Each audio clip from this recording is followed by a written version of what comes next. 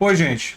O tema do golpe voltou às manchetes por causa de uma matéria do The New York Times, por causa de declarações da ONU através da Michelle Bachelet, do setor da ONU que trabalha com direitos humanos, e por causa de declarações do Joe Biden, que quando foi falar com Bolsonaro reforçou a importância da democracia, do respeito à democracia, da Amazônia e tal.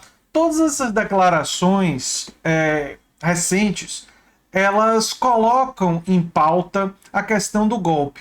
E eu, nesse vídeo, vou falar também sobre o que você pode fazer, objetivamente, para ir contribuindo para que o golpe não aconteça. Não é? O que todos nós podemos fazer, o que está ao nosso alcance nesse momento para trabalhar contra o golpe. Isso é uma coisa que eu também vou abordar nesse vídeo. Mas só para relembrar vocês, o New York Times alertou para o risco de ataque dos militares às eleições, né? Na ONU, né, a ONU soou o alarme sobre a eleição no Brasil e pede processo sem interferência. A Bachelet também criticou outras questões, violência policial, né, preconceitos. A representante da ONU se diz preocupada com os ataques contra indígenas e ativistas. Eu nem preciso citar o caso recente do indigenista Bruno e do Don Phillips, né, jornalista. A ONU colocou o Brasil numa lista de cerca de 30 países onde a situação dos direitos humanos preocupa e alertou, uma das primeiras vezes que fez isso, sobre a questão das eleições.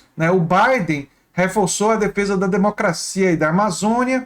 Claro que no caso do Biden, que já apoiou vários regimes autoritários, tem uma boa dose de hipocrisia, mas esse recado do Biden é um recado da administração americana sobre o fato de que os Estados Unidos não apoiaria um golpe aqui no Brasil, embora é difícil acreditar que os Estados Unidos iria se mover muito intensamente para evitar, dado o histórico estadunidense de apoio a regimes militares. Sobre o New York Times, né, o jornal que publicou um artigo que, após consultar militares políticos, integrantes do Poder Judiciário, afirmou que o presidente tem apoio dos militares para tentar realizar um golpe de Estado caso o ex-presidente Lula vença a eleição.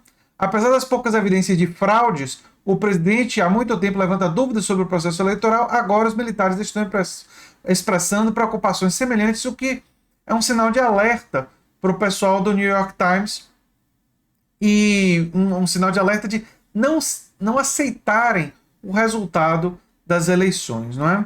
A publicação, que foi destaque na página principal do site, deu dias depois após o ministro da Defesa afirmar em ofício que não se sentem devidamente prestigiados pela Corte Eleitoral. Né?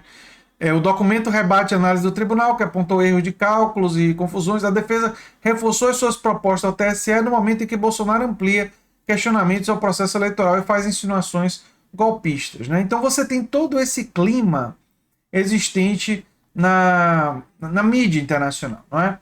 E, diante disso, o que é que eu penso? Bem, antes de falar sobre as recomendações do que é que você pode fazer, o que todos nós podemos fazer para combater o golpe. O risco de golpe é real. Primeira coisa que a gente tem que tirar da cabeça é essa ideia que algumas pessoas dizem assim: não tem chance nenhuma de acontecer um golpe no Brasil. Eu classifico que a chance de golpe hoje não é a maior probabilidade, não é o mais provável. Felizmente, não é o mais provável, mas a gente não pode afastar. O principal elemento de suborno que o Bolsonaro utilizou foi colocar para dentro do seu governo muitos militares e colocar eles em cargos elevados, ganhando muito dinheiro. Instituir uma gigantesca mamata dos militares. E a estratégia dele é simples.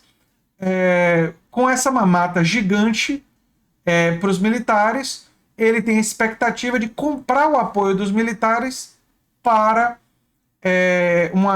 um golpe, caso ele seja derrotado. Né? Dizer que houve fraude na eleição, que ele na verdade venceu, que todas as pesquisas estavam mentindo, e essa é a principal estratégia dele. Querer que os militares não queiram acabar com a sua própria mamata. E dá para a gente ter certeza que os militares da ativa estariam totalmente comprometidos com a democracia e vão fazer frente ao Bolsonaro? Infelizmente, né, a história do Brasil não permite que a gente tenha essa certeza toda.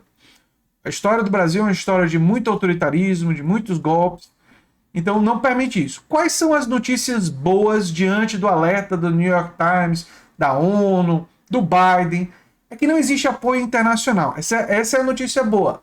Não existe apoio internacional. A outra notícia boa é que não existe apoio na imprensa corporativa brasileira. E aí não é só o UOL, não é o Estadão, o Folha. A imprensa em geral não está apoiando esse tipo de postura. Toda vez que ela aparece, ela é criticada. Mesmo pela imprensa de direita, né? Não diria toda a imprensa de direita, né? Porque a gente sabe que tem uma parte da imprensa aí de direita que embarca no golpismo, mesmo que de forma, digamos assim, não totalmente clara, né?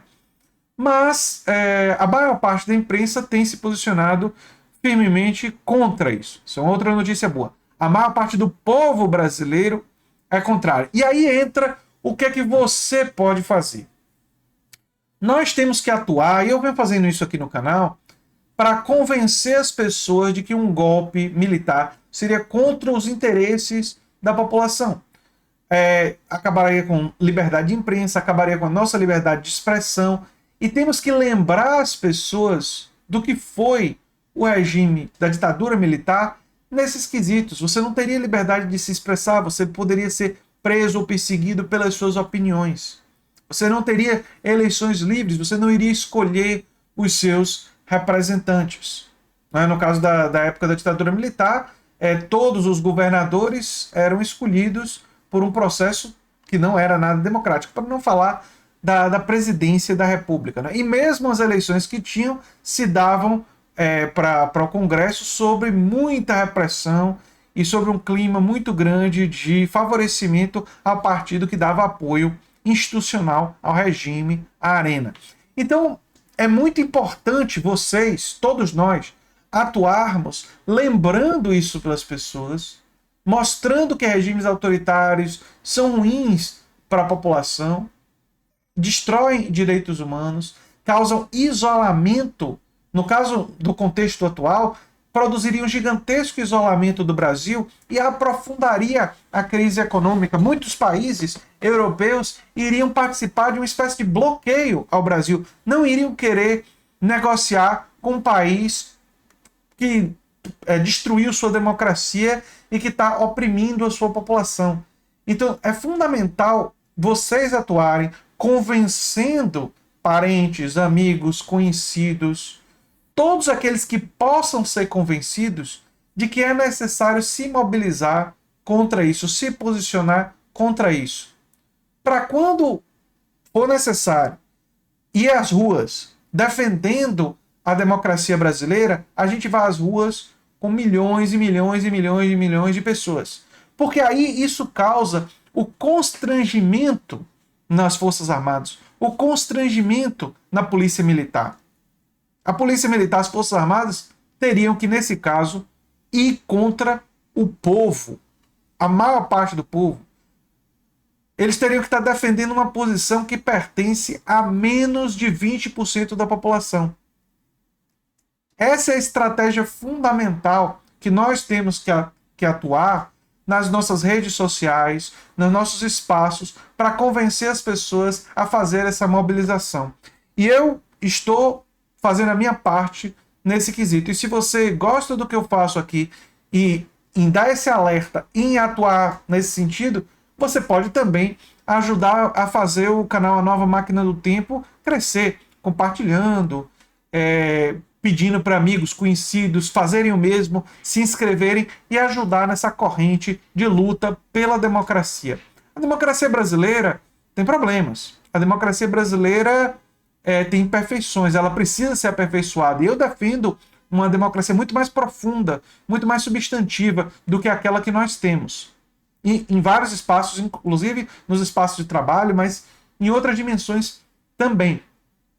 Mas nós precisamos, para construir essa democracia melhor do que a que nós temos, nós precisamos primeiro, em primeiro lugar, manter o pouco de democracia que nós temos, o pouco de estado de bem-estar social que nós temos. Por isso que temos que defender o SUS, defender a educação pública, defender e ir contra privatizações, como a privatização recente da Eletrobras e a ameaça de privatização da Petrobras. Enfim, temos muito o que fazer, temos muito pelo que lutar.